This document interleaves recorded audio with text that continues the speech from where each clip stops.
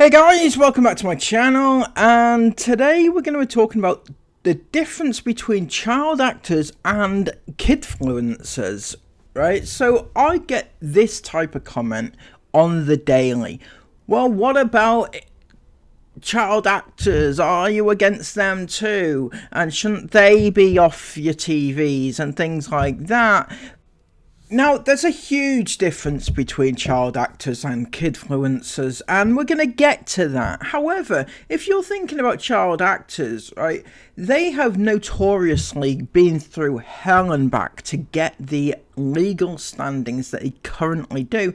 Back in the day, we did not think that there was anything wrong with doing horrible things to child actors either.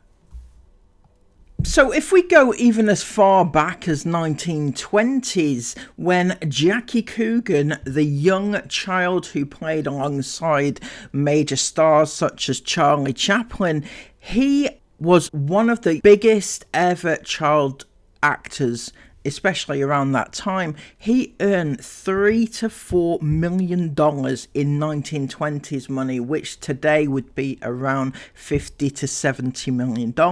When he turned 21, there was nothing left. His parents had spent the whole lot, and he got nothing for his efforts, for his time, his trouble, and his work. That led to what we now know as the Coogan Law in the US. The Coogan Law of 1939 meant that a percentage of child actors' earnings must be put away for them, so when they reach a certain age, they have the money which is rightfully theirs and nobody can go ahead and spend it all. However, this isn't the only time that child actors have had to fight for what is rightfully theirs. Back in 1938, around the same time as the Coogan Law, another law was developed in order to help child actors have a good work-life balance. The Fair Labor Standards Act of 1938 didn't specify child actors as part of the act, but it did crucially include child labour, which included the entertainment industry, which branched off obviously into acting. And this ensured that children could only work a certain amount of hours, meaning that they can have adequate rest and education as needed. The Fair Labor Standards Act was not quick enough to stop the exploitation of one of the largest and most famous child stars in the history of television. Shirley Temple was only 5 years old when she started her acting career, and in 1934, when she was just 6 years old, she was making up to 10 movies a year. She was working up to 14 hours a day at the age of 7, and she was making pure buck for herself, right? By the time she turned 22, she had made $3 million, but when she went to check her bank account at that time, she found she only had $44,000 of her vast fortune left. Her father had spent the lot. So back then, she was exploited to the nth degree with her working time, where she was forced to work until she actually bled, because don't forget, it's her feet that were making her the money, a lot of her dancing routines, and she was unable to have an education. She earned all that money with very little monetary reward at the end of it. Plus, if you factor in what was very dubious type films that she performed in, such as this one here, it becomes very clear that Shirley Temple was probably the most exploited child in the history of film and television. The Wizard of Oz was one of the most popular TV films in the history of television and film, and Judy Garland was the star of that show. She was just 16 years of age when the film was produced, and she had to endure such horrible working conditions it would make your teeth itch today. So what she went through, no child should ever have to go through. She was forced to take stimulants to keep her alive, awake and energetic throughout the day in order to film, and at night she was forced to take sleeping pills to keep her asleep. And then during the day, she was not allowed to eat. She was put on a strict calorie deficit diet in order to keep her thin.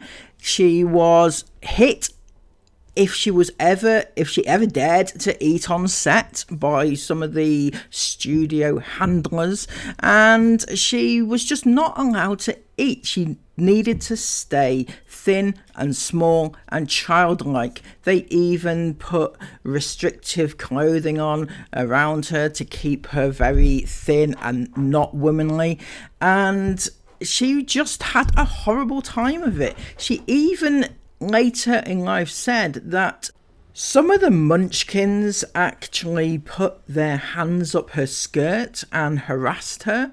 This was horrible working conditions, and also add to that the financial reward for filming this. She was given $500 a week back then, and that was less than half of what the male lead roles also received at that time. And in future, for royalties, she got none. She did not receive a percentage of anything that was sold in the future for this film. So this film made hundreds and hundreds and hundreds of millions of dollars in the box office, on TV deals, TV rights and things like that. But Judy Garland got to keep none of it. Natalie Wood was just 9 years old when she made the starring appearance in the original Miracle on 34th Street in 1947. She also went on to play a starring role in West Side Story in 1961. However, her life behind the camera was what was going to become more of a mystery and more disastrous and more of a tragedy than her life in front of the camera. During the 1950s, it is alleged that Natalie Wood was taken to a hotel room and essayed by the very influential, highly popular movie star of the time, Kirk Douglas. And then even up to the time of her untimely death in 1981, when she was mysteriously drowned in the middle of the ocean. Natalie Wood's time in film and television was not without its controversies, and rightly so. We may never find out what actually happened to her, but in the meantime there were laws that were progressing in the film industry, such as the Child Performers Protection Act of 1968, the Children's Entertainment Industry Protection Act of California in 2000, the New York Child Performers Protection Act of 2017, and the EU Working Time Directive for Young People in the UK of 1993.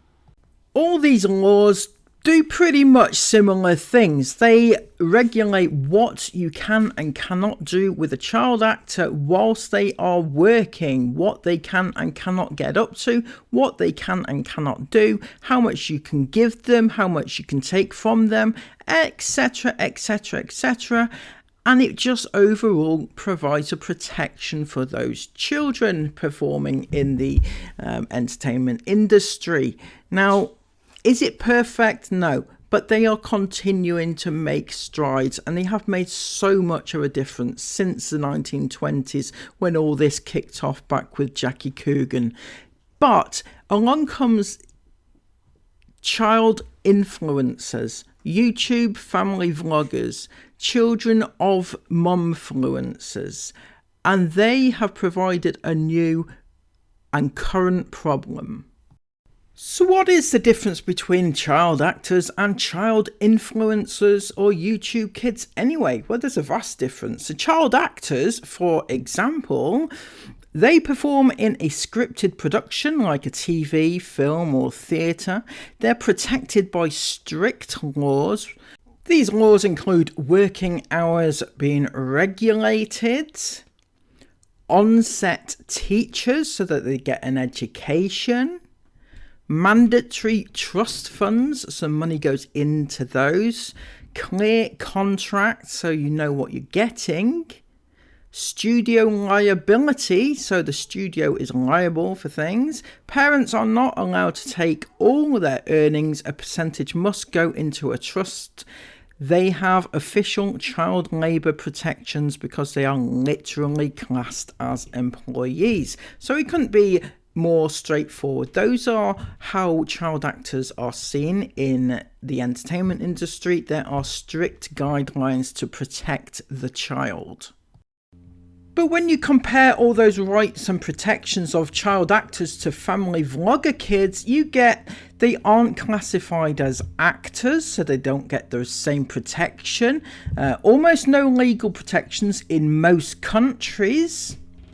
Parents keep all the money unless they voluntarily set aside a trust. No limits on working hours, emotional exposure or privacy. No guaranteed schooling support, and their whole childhood may become content, including tantrums, illness, embarrassment, trauma, etc.